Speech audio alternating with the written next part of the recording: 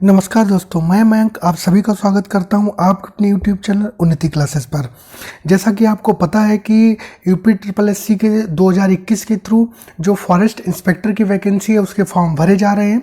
तो उसी के लिए आपके इस यूट्यूब चैनल पर आपके लिए फ्री ऑफ क्लासेस स्टार्ट कर दी गई हैं, जिसमें मैं आपको बहुत ही अच्छा कंटेंट, क्योंकि आपने वन रक्षक का पेपर देखा होगा जो अभी हाल ही में कुछ महीनों पहले हुआ था, तो आपने ये देखा होगा। अभी आपने पेट 2021 का भी पेपर देखा, तो आप ये देखते जा रहे हैं कि ट्रेडिशनल क्वेश्चन मतलब प्रीवियस ईयर के क्वेश्चन तो पूछे ही जा रहे हैं और कुछ नए क्वेश्चन भी आपसे पूछे जा रहे हैं। तो उसी के अकॉर्डिंग मैंने एक नया सिलेबस तैयार किया हुआ है, तो उसी के अकॉर्डिंग मैं आपको आगे तैयारी करवाऊंगा, जब मैं हिंदी के अच्छे अच्छे क्वेश्चंस और जो जीके जीएस के अच्छे बेस्ट क्वेश्चंस हो सकते हैं, रीजनिंग की प्रैक्टिस क्लास भी मैं आपके लिए लेकर के आऊँगा।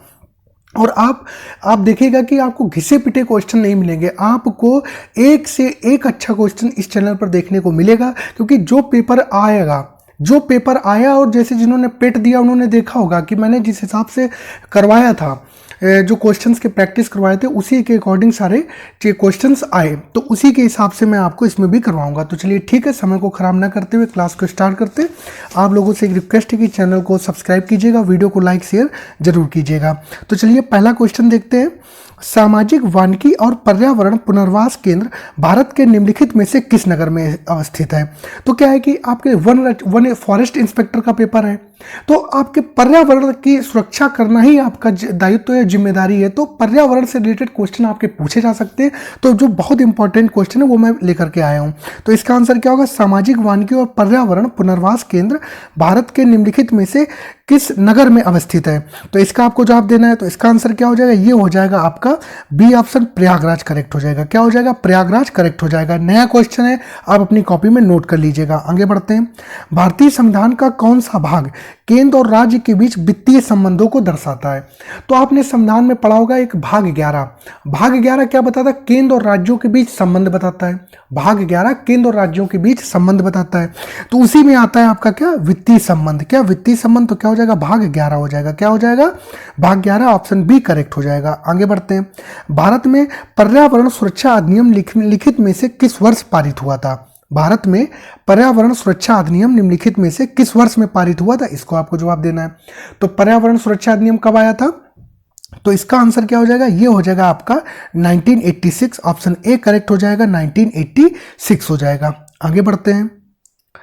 सेल्वा वनों की विशेषता है चौड़ी पत्ती सदाबहार, चौड़ी पत्ती पतझड़ वाली, शंकुधार सदाबहार, शंकुधारी पतझड़। इसका आपको जवाब देना है। तो आंसर क्या हो जाएगा? सेल्वा वनों की जो विशेषता है वो क्या हो जाएगी? वो हो जाएगी कि चौड़ी पत्ती सदाबहार। मतलब कौन सा ऑप्शन? ऑप्शन ए जो है वो क्या हो जाएगा? इसका करेक्ट हो जाएगा। आगे बढ़ते हैं। अगला क्वेश्चन देखते हैं। अगला क्वेश्चन है कि भारत के लौह अयस्क भंडार निम्नलिखित में से किस शैल समूह से संबंधित है? भारत के लौह अयस्क भंडार निम्नलिखित में से किस शैल समूह से संबंधित है? इसका आपको जवाब देना है। तो इसका आंसर क्या हो जाएगा? इसका आंसर हो जाएगा आपका धारवाड़। क्या हो जाएगा? धारवाड़। ऑप्शन ए हो जाएगा आपका करेक्ट हो जाएगा। धारवाड़ करेक्ट हो जाएगा। आगे बढ़ते हैं। उत्तर प्रदेश के किस शहर में भारतीय दलहन अनुसंधान संस्थान स्थित है? लखनऊ में है, कानपुर में है, बरेली में है, अमेठी में है? इसका आपको जवाब देना है। तो इसका Indian institute of pulses research. तो इसका क्या आंसर हो जाएगा? इसका आंसर हो जाएगा आपको, इसको IIPR भी बोलता है वो, क्या हो जाएगा? इसका कानपुर हो जाएगा। ऑप्शन बी करेक्ट हो जाएगा। आगे बढ़ते हैं। उत्तरी भारतीय शास्त्रीय संगीत का बाइबल ग्रंथ संबंधित है। उत्तरी भारतीय शास्त्रीय संगीत का बाइबल ग्रंथ संबंधित है। ये भी फॉरेस्ट इंस्पेक्टर में ही पूछा गया है। ये भी फॉरेस्ट इंस्पेक्टर में ही पूछा गया क्वेश्चन है जो मैं आपके लिए लेकर के आया हूं। तो इसका आंसर क्या हो जाएगा? ये हो जाएगा आपका नाट्य शास्त्र हो जाएगा। क्या हो जाएगा? नाट्य शास्त्र। ऑप्शन ए करेक्ट हो जाएगा। आगे बढ़ते हैं। 6 मौलिक जैविक तत्व हैं। 6 मौलिक जैविक तत्व हैं। इसका आपको जवाब देना है। तो इसका आंसर क्या हो जाएगा? ये हो जाएगा कार्बन हो जाएगा, हाइड्रोजन हो जाएगा, ऑक्सीजन हो जाएगा, नाइट्रोजन हो जाएगा, सल्फर हो जाएगा और फास्फोरस हो जाएगा। तो ऑप्शन ए जो है वो क्या हो जाएगा? करेक्ट हो जाएगा। ऑप्शन ए करेक्ट हो जाएगा। आगे बढ़ते हैं। Street child cricket world cup 2023 की मेजबानी कौन सा देश करेगा? Street child cricket world cup. तो इसके दो और ऑप्शन है, वो आपके इधर लिखे हुए हैं। तो बांग्लादेश, साउथ अफ्रीका है, इधर ब्रिटेन और भारत है। तो इसका आंसर क्या हो जाएगा? इसका आंसर हो जाएगा आपका भारत। याद रखिएगा, पूछा जा सकता है प्रश्न, भारत हो जाएगा। आगे बढ़ते हैं। 10 जून को किस राज्य में चिथराई उत्सव मनाया गया? जून को जून माह में किस राज्य में चिथराई उत्सव मनाया गया? इसका आपको जवाब देना है। तो इसका आंसर क्या हो जाएगा? ये हो जाएगा आपका तमिलनाडु। क्या हो जाएगा? तमिलनाडु। बहुत से लोग केरल केरल करेंगे, ना, केरल इसका आंसर नहीं है। इसका आंसर क्या होगा? तमिलनाडु होगा। ऑप्शन डी करेक्ट हो जाएगा। आगे बढ़ते हैं। सुर्खियों में रहा परसिवरेंस रोवर किस अंतरिक्ष एजेंसी से संबंधित है?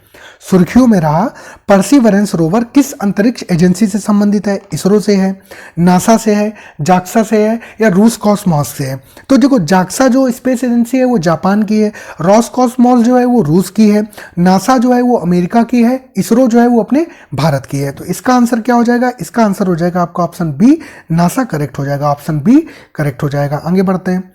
सौर ऊर्जा की सबसे महत्वपूर्ण भूमिका है। सौर ऊर्जा की सबसे महत्वपूर्ण भूमिका है ऑक्सीजन चक्र, फास्फोरस चक्र, नाइट्रोजन चक्र, या कार्बन चक्र? इसका आपको जवाब देना है। तो इसका आंसर क्या हो जाएगा? इसका आंसर हो जाएगा आपका क्या? कार्बन चक्र। क्या हो जाएगा? कार्बन चक्र। ऑप्शन डी करेक्ट हो जाएगा। आगे बढ़ते हैं। भारतीय संविधान में अवशिष्ट शक्तियों का विचार संविधान से लिया गया है।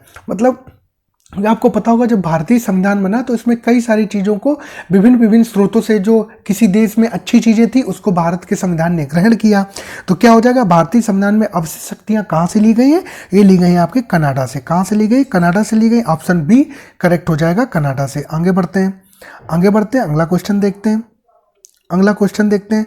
उत्तर प्रदेश में शेर सफारी स्थित है। शेर सफारी मतलब लायन सफारी स्थित है। उत्तर प्रदेश में लायन सफारी कहाँ स्थित है? यह है आपके कहाँ? इटावा में। ऑप्शन डी इसका करेक्ट हो जाएगा, इटावा में। आगे बढ़ते हैं। संविधान सभा में कुल कितनी महिला सदस्य थीं? संविधान सभा में कुल कितनी महिला सदस्य थीं? 12, 13, 15 या 17? इसका आपको जवाब देना है। तो इसका आंसर क्या हो जाएगा? ये हो जाएगा आपका क्या? 15। ऑप्शन सी करेक्ट हो जाएगा, 15। आगे बढ़ते हैं। आयात निर्यात बैंक मतलब एग्जिम बैंक कब स्थापित किया गया था? एग्जिम बैंक का जो एक्ट आया था वो 1981 में आया था। उसके अगले साल 1982 में इसकी स्थापना की गई थी। किसकी स्थापना की गई थी? 1982 में EXIM bank, export import bank की स्थापना की गई थी।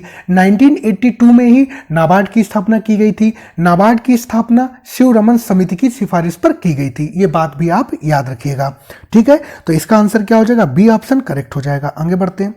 किस देश के राष्ट्रपति को लोकतंत्र की रक्षा के लिए जॉन एफ कैनेडी प्रोफाइल्स इन करेज पुरस्कार 2022 से सम्मानित किया गया? इसका आपको जवाब देना है। तो आपको पता है रूस और यूक्रेन के बीच में अभी युद्ध चल रहा है। तो यूक्रेन के जो राष्ट्रपति हैं जिनका नाम है जेलेंस्की, उनको ये पुरस्कार दिया गया। तो क्या हो जाएगा? ऑप्शन डी करेक्ट हो जाएगा। ऑप्शन डी जो है वो क्या हो जाएगा? करेक्ट हो जाएगा। आगे बढ़ते हैं। विश्व पर्यावरण दिवस कब मनाया जाता है? तो इसमें जो है आपके आंसर छुप गए। तो विश्व पर इधर 5 जून कर लीजिएगा। क्या? 5 जून। तो विश्व पर्यावरण दिवस मनाया जाता है वो 5 जून को मनाया जाता है। कब मनाया जाता है? 5 जून को मनाया जाता है। विश्व पर्यावरण दिवस कब मनाया जाता है? 5 जून को मनाया जाता है, ठीक है, याद रखिएगा। विश्व पर्यावरण दिवस 5 जून को मनाया जाता है। आगे बढ़ते हैं, अगला क्वेश्चन देखते हैं। निम्न में से कौन सा रूप बकमिनिस्टर फ्लोरीन का एक अपर रूप है? बकमिनिस्टर फ्लोरीन का एक अपर रूप है। ये किसका अपर रूप हो जाएगा? बोरॉन का, लोहे मतलब आयरन का, फास्फोरस का, या कार्बन का? इसका आपको जवाब देना। तो इसका आंसर क्या हो जाएगा? ये हो जाएगा आपका कार्बन। ऑप्शन डी करेक्ट हो जाएगा, कार्बन हो जाएगा। आगे बढ़ते हैं। दुनिया की पहली महिला प्रधानमंत्री का नाम बताएं। दुनिया की पहली महिला प्रधानमंत्री का नाम बताएं। बहुत ही इंपॉर्टेंट क्वेश्चन है आपके लिए। इंदिरा गांधी, श्री मावो भंडारनायके, गोल्डा मेयर, एलिजाबेथ मारो? इसका आपको जवाब देना है। तो आपको ये तो बताना ही है कि ये प्रधानमंत्री का नाम क्या है, और ये भी बताना है वो किस देश की थी पहली महिला प्रधानमंत्री, ये भी आपको बताना है। तो इसका जो जवाब हो जाएगा वो हो जाएगा आपको श्री मावो भंडारनायके। क्या? श्री मावो भंडारनायके। ऑप्शन बी इसका करेक्ट हो जाएगा। और ये कहाँ की थी? ये श्रीलंका की। ये श्रीलंका देश की जो है उसकी पहली महिला प्रधानमंत्री थी। राष्ट्रपति नहीं पूछा है उसने, प्रधानमंत्री पूछा है। ये बात आप याद रखिएगा। अगर आपको नया क्वेश्चन लग रहा हो तो अपनी कॉपी में नोट कीजिए। आप लोगों से रिक्वेस्ट है वीडियो को ज़्यादा से ज़्यादा लाइक और शेयर कीजिएगा। आगे बढ़ते हैं। भारत में प्रोजेक्ट टाइगर की शुरुआत कब हुई थी?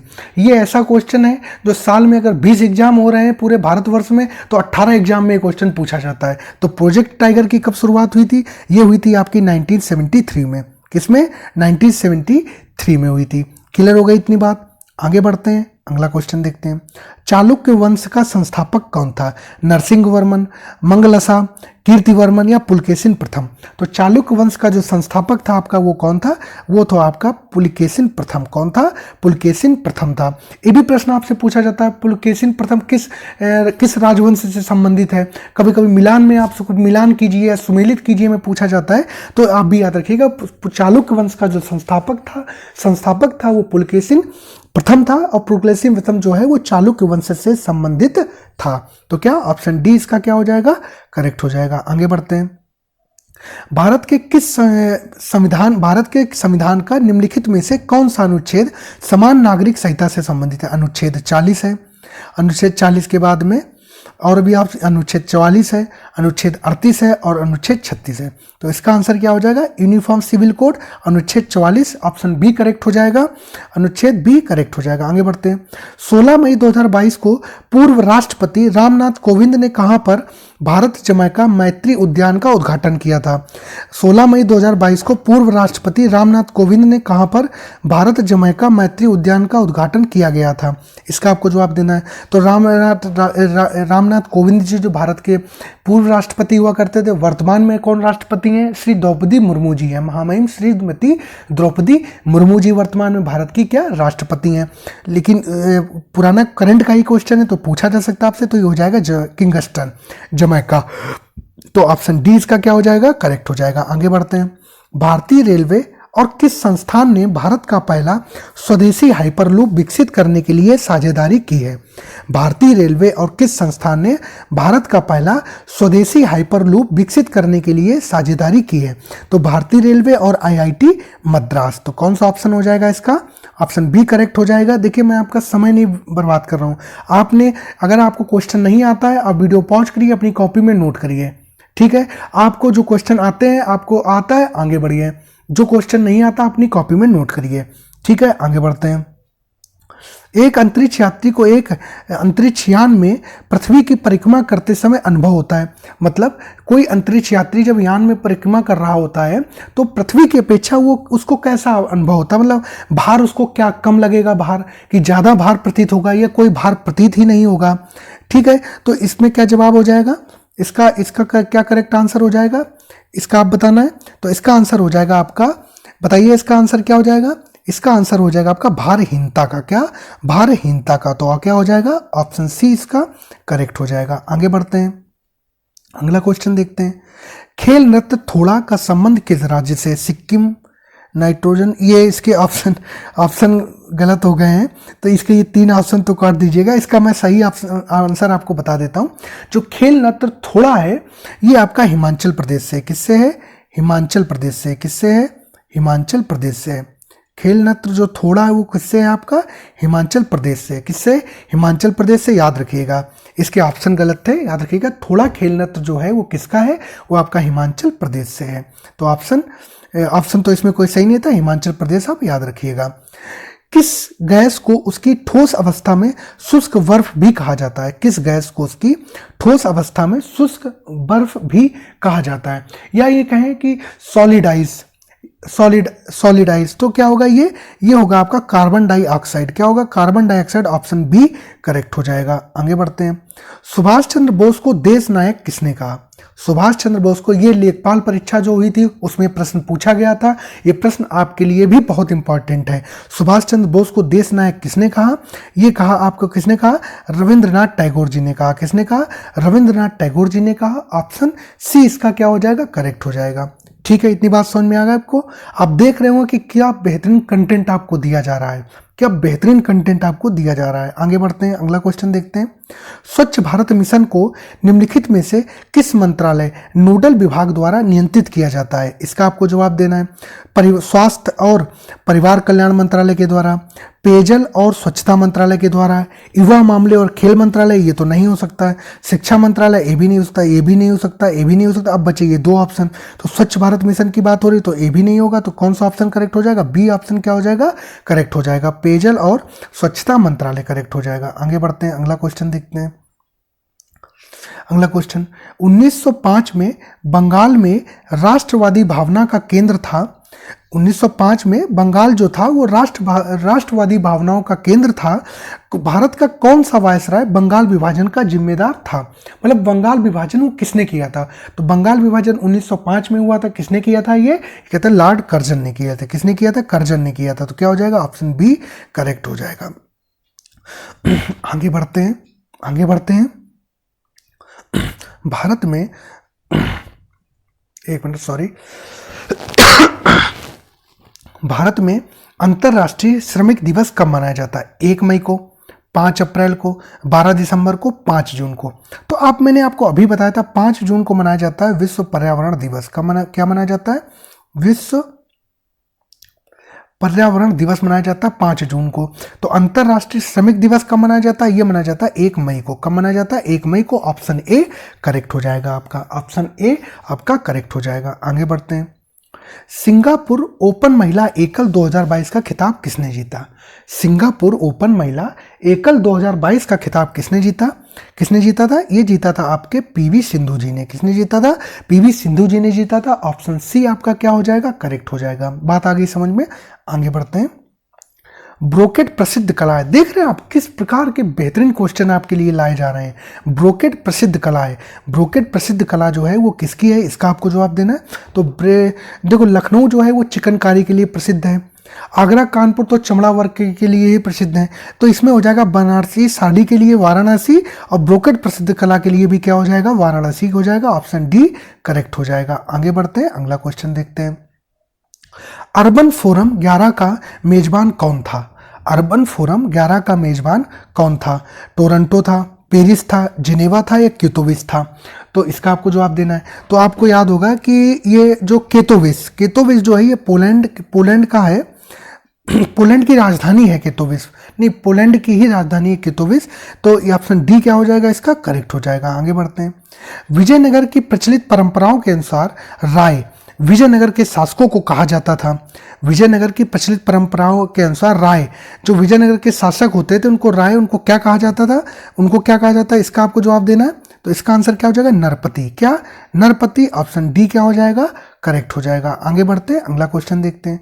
निम्नलिखित में से कौन सा ऑपरेशन के आधार पर कंप्यूटर का एक प्रकार नहीं है? निम्नलिखित में से कौन सा एक ऑपरेशन के आधार पर कंप्यूटर का एक प्रकार नहीं है? तो डिजिटल तो कंप्यूटर ही होता है, हाइब्रिड भी कंप्यूटर होता है, ठीक है, रिमोट भी। एनालॉग क्या हो जाएगा? एनालॉग। ऑप्शन डी करेक्ट हो जाएगा इसका, एनालॉग। आगे बढ़ते हैं, अगला क्वेश्चन देखते हैं। सर्वेंट ऑफ सोसाइटी की स्थापना द्वारा 1905 में कल्याणकारी कार्यों में विभिन्न जातियों और धर्मों के भारतीयों को एकजुट करने के लिए की गई थी। बेसिकली वो आपसे ये पूछ रहा है कि जो सर्वेंट ऑफ इंडिया सोसाइटी है इसकी स्थापना किसने की? सर्वेंट ऑफ इंडिया सोसाइटी की जो स्थापना है वो किसने की है? ये किसने की थी? ये की थी आपके गोपाल कृष्ण गोखले ने। किसने की थी? गोपाल कृष्ण गोखले ने। ऑप्शन सी इसका क्या हो जाएगा? करेक्ट आंसर हो जाएगा। आगे बढ़ते हैं, अगला क्वेश्चन देखते हैं। अगला क्वेश्चन क्या है? 6ठी शताब्दी ईसा पूर्व में जैन और बौद्ध ग्रंथों में कितने महाजनपदों का उल्लेख किया गया है? 6वीं शताब्दी ईसा पूर्व में जैन और बौद्ध ग्रंथों में कितने महाजनपदों का उल्लेख किया गया? 12, 16, 20, 24। तो आपको पता होगा ये क्या होता है? 16 महाजनपदों का उल्लेख किया गया है।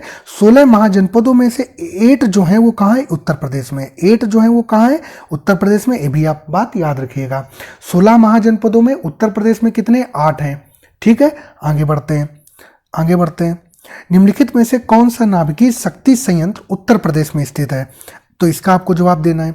तो आपको पता होगा, ठीक है, पता होगा इसको। तो देखिए, तो नरौरा जो है ये आपका कहाँ? बुलंदशहर में पड़ता है। ये इसका आंसर बी हो जाएगा। लेकिन कैगा कहाँ पड़ता है? कैगा पड़ता है आपके कर्नाटक में। कलपक्कम कहाँ पड़ता है? ये आपका तमिलनाडु में। काकड़ापार कहाँ पड़ता है? ये आपका गुजरात में पड़ता है। इतनी बात समझ में आ गई आपको। आगे बढ़ते हैं। तो इतने ही 40 क्वेश्चन मैं आपके लिए लेकर के आया था। इसका जो प्रैक्टिस पेपर 1 था वो मैंने आपको करवाया, उसमें भी 40 क्वेश्चन थे। मैंने आपको हिंदी का भी प्रैक्टिस सेट कराया। अगर आपने नहीं देखा तो आप उसको जा करके देखिए, ठीक है। तो आपके लिए ये क्वेश्चन बहुत ही बेहतरीन क्वेश्चन लेकर के आए हैं। आप इनको कॉपी में नोट डाउन कीजिए, आप इनको रिवाइज करिए। आप जब पेपर देने जाएंगे तो आप देखेंगे कि आपके क्वेश्चंस फंस रहे होंगे। तो चलिए ठीक है, सब लोग अपना ध्यान रखिएगा। भाई वायरल और ये सब चीज़ें बहुत चल रही हैं, तो अपना थोड़ा सा ध्यान रखिएगा, बीमार नहीं होना है। ठीक है, मेरी तबीयत बहुत ख़राब थी, अभी भी ख़राब है, लेकिन आपके लिए मेहनत कर रहा हूँ। तो चलिए ठीक है, आप लोग चैनल को सब्सक्राइब कीजिएगा, वीडियो को लाइक शेयर कीजिएगा, और आप सबको आप ये वीडियो फॉरवर्ड करके बताइए कि देखिए कितना अच्छा कंटेंट आपके लिए लाया जा रहा है। घिसा पिटे क्वेश्चन नहीं है, आपको प्रीवियस ईयर क्वेश्चन 80% क्वेश्चन आपको प्रीवियस ईयर में ही मिल जाते हैं। तो मैं प्रीवियस ईयर को भी ला रहा हूँ, जो आने की संभावना है, जो पेपर के आधार पर जो टॉपिक उसने चूज किए उसी के हिसाब से आपके लिए क्वेश्चन लेकर के आ रहा हूँ। चलिए ठीक है, सब लोग अपना ध्यान रखिए। सब लोगों को नमस्कार, जय हिंद।